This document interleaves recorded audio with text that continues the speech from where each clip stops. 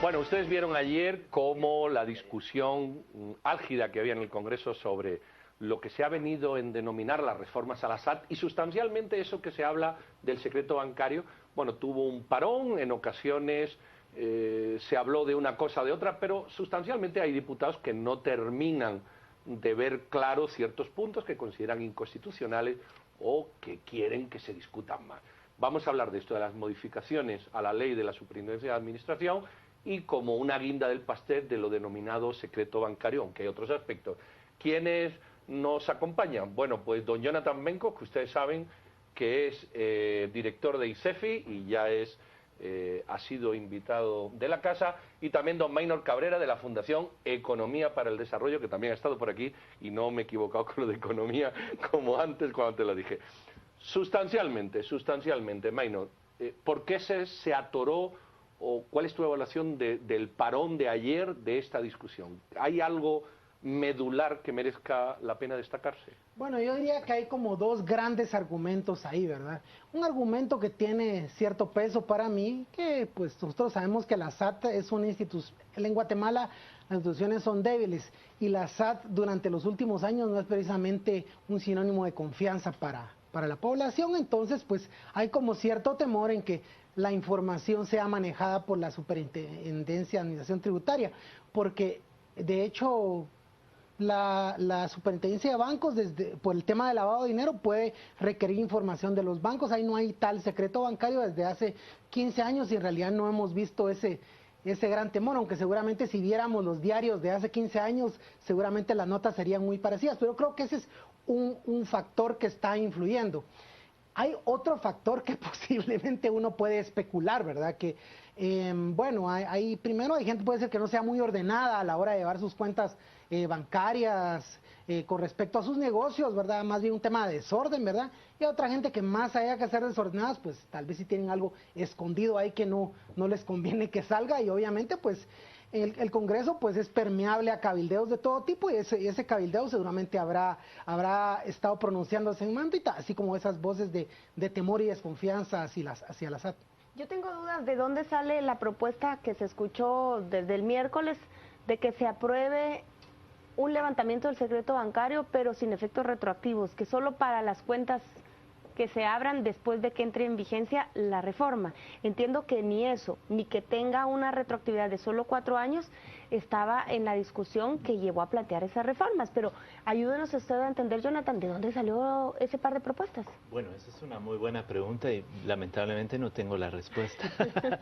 Porque básicamente lo que se discutió en la mesa técnica en la que participaron, por supuesto, los diputados de la Comisión de Finanzas, pero también los diferentes centros académicos que se sumaron a la discusión, es poder llevar la regulación del secreto bancario a estándares internacionales.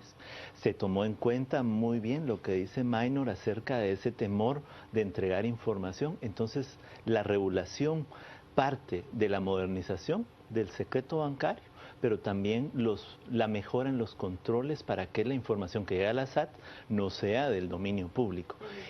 Yo también me atrevería a decir que hay un temor de fortalecer la administración tributaria para aquellos que han obrado mal a lo largo del tiempo. Y en ese sentido creo que hay que dar una respuesta contundente. Los diputados tienen hoy en sus manos una iniciativa de ley que vale la pena si realmente la apuesta es al fortalecimiento de la administración tributaria y a la lucha contra los evasores, que sabemos muy bien no es únicamente o no es el señor del chiclero, ¿verdad? Yo creo que los niveles de evasión en este país de impuestos que sobrepasan el 40% del IVA del impuesto sobre la renta, pues tiene actores importantes haciendo que este sea un tema que desearían eliminar de la iniciativa de ley. Maynor, muchas veces se habla de evasión de impuestos, pero no se habla de exención impositiva. O sea, hay unas exenciones impositivas de IVA brutales, de miles de millones de quetzales. Sí. ¿Tú crees que un gobierno como el que está empezando ahora prácticamente, con una voluntad de cambio, y entendemos que de cambio positivo y bueno, debería de agotar un año de ejecución presupuestaria y de acción de gobierno y dar la confianza para que esto ocurra? o esto tiene que ocurrir para que se genere la confianza? Es decir, el huevo o la gallina, porque, ¿verdad? Es el argumento recurrente. Sí, sí. Bueno, en el mundo de que no está lo político y cuál es la solución técnica adecuada es no dar ningún tipo de exención, porque prácticamente si nosotros damos esa moratoria para que la SAT pueda dar las cuentas, quiere decir de que ahí sí que todo lo que pasó hace 3 años pues no cuenta. Yo me puedo haber portado mal y la SAT no me va a poder ver mis registros bancarios hace 3 años. Más bien va a empezar su trabajo de fiscalización en el próximo año. Entonces le estamos dejando este año pues no van a hacer nada, solo van a aplaudir porque van a tener en el futuro acceso a las cuentas bancarias y nada más.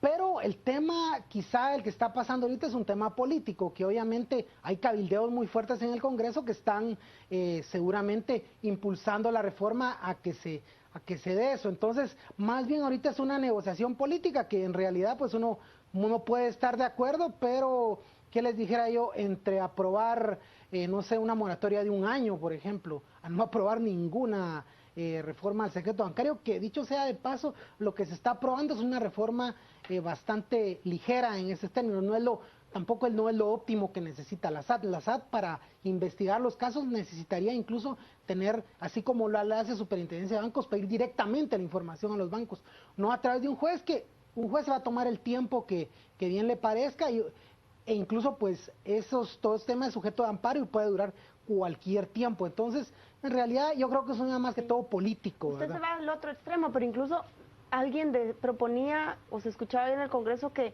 está bien, que se apruebe, pero que el aludido o el dueño de la cuenta tenga un lapso de 3 semanas para poder ir a argumentar ante el juez por qué la SAT no debería tener acceso a sus cuentas, o al menos eso es lo que yo entiendo. ¿Por qué tantas variantes? Y aquí mejor lo pregunto de esta manera para Jonathan, que entiendo que el CEFI es uno de los grandes impulsores de que esto se levante por muchas razones. Pero ¿qué garantía tenemos, Jonathan, que indistintamente de quién sea el jefe de la SAT, este levantamiento no va a caer en manos de una entidad que lo que va a hacer es lucrar con esa información y peor aún, ponernos a los ciudadanos en alta vulnerabilidad para que seamos extorsionados, para que seamos objetos de intimidaciones, para quienes tienen cuentas que puedan ser sujetos de eso, ¿no? Sí, yo creo que deberíamos de empezar reconociendo que la SAT va a tener acceso, si estos cambios se hacen vigentes, la SAT va a tener acceso para efectos de control y fiscalización.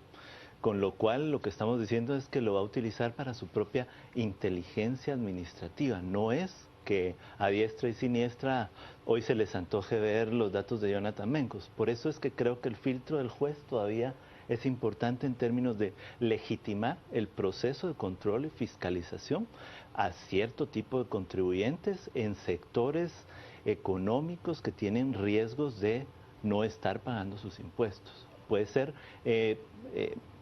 no voy a decir ningún sector en particular, pero creo que la inteligencia de la administración tributaria va a dar para eso.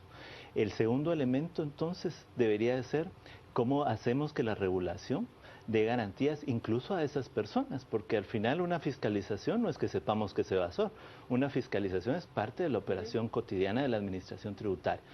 Se crean, y eso ya está aprobado en el libro que se aprobó en la discusión del Congreso, se aprueban organismos dentro de la SAT que van a controlar el acceso de los empleados a esa información. Yo creo que la otra ganancia de estos cambios está siendo una institución que tiene mucho adelanto en probidad y en rendición de cuentas. Entonces hay un organismo que es el que va a regular el acceso a esa información. No es que todos los empleados de la SAT entren como entrar a Facebook, ¿verdad? Es algo muchísimo más limitado. Pero la figura del juez, ¿cuál sería entonces? El juez autoriza a la administración tributaria y le pide la información a los bancos para que se lo traslade. ¿Qué diferencia hay con lo que se hace ahora?